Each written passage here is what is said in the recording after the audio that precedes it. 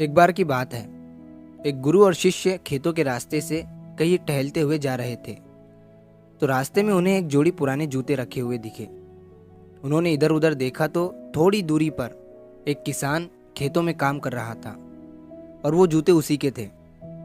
ये देखकर शिष्य को शरारत सूझी और उसने मुस्कुराते हुए अपने गुरु से कहा कि गुरुजी, मैं अभी ऐसा काम करने वाला हूँ जिससे आप खुश हो जाओगे और हंसने लगोगे। गुरुजी ने उससे पूछा कि तुम क्या करने वाले हो जिससे मैं हंसने लगूंगा। तो शिष्य ने कहा, क्यों ना गुरुजी हम ये जूते कहीं छिपा दें और हम भी झाड़ियों के पीछे छिप जाएं, और जब वो किसान यहाँ पर आएगा और उसे जूते नहीं दिखेंगे तो बड़ा मज़ा आएगा और आपकी हंसी छूट जाएंगी।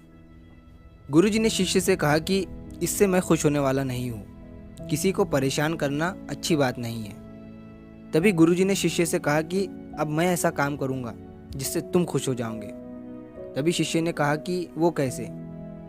गुरुजी ने कहा, तुम बस झाड़ियों के पीछे छुप जाओ, मैं 2 मिनट में आ रहा हूँ। शिष्य झाड़ियों के पीछे जाकर छिप गया और गुरुजी ने उन दोनों जूतों के साथ क्या किया पता नहीं, और थोड़ी देर के बाद वो भी झाड़ियों के पीछे आकर छिप गए।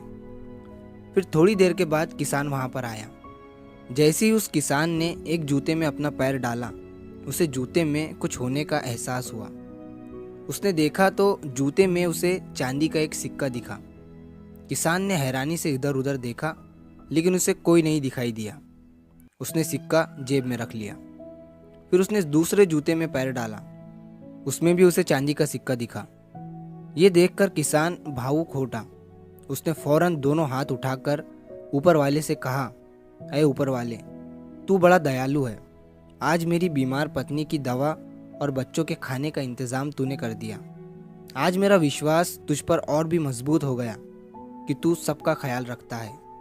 ये कहकर अपने आंसू पोंछता हुआ वो किसान अपने घर चला गया। ये नज़ारा देखकर शिष्य हैरान हो गया और अंदर ही अंदर उसे बहुत खुशी महसूस होने लगी और उसे अच्छा फील होने लगा। तभी गुरु ने अपने शिष्य से पूछा, अब बताओ, इसमें ज़्यादा मज़ा आया या तुम्हारे जूते छिपाने में ज़्यादा मज़ा आता? शिष्य ने अपने गुरु को जवाब दिया कि आज मुझे आपने ज़िंदगी की सच्ची सीख दी है। जो मज़ा दूसरों को खुश होता हुआ देखने में है, वो किसी और चीज़ में नहीं है। दोस्तों, इस कहानी से हमें ये सीख मिलती है कि किसी ज़रूरतमंद को कुछ दे देना या उसकी मदद करने से बढ़कर कोई और पुण्य का काम है ही नहीं। अब जहाँ कहीं भी आपको किसी अनजान इंसान के साथ शरारत करने का सूझे, तो वहाँ पर इस तरह की शरारत करके देखना, आपको सच में बहुत मज़ा आएगा।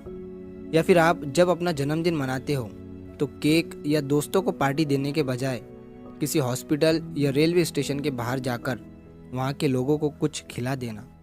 आपको अपना जन्मदिन मनाने पर गर्व महसूस होगा। तो अगर आप इस कहानी को और भी लोगों तक पहुँचाना चाहते हो तो इस वीडियो को लाइक करिए, ताकि YouTube इस वीडियो को और भी लोगों तक पहुँचाए। और अगर कहानी अच्छी लगी हो तो हमारे चैनल को सब्सक्राइब ज़रूर करिए। मिलता हूँ मैं अगली बार इसी तरह की कहानी के साथ।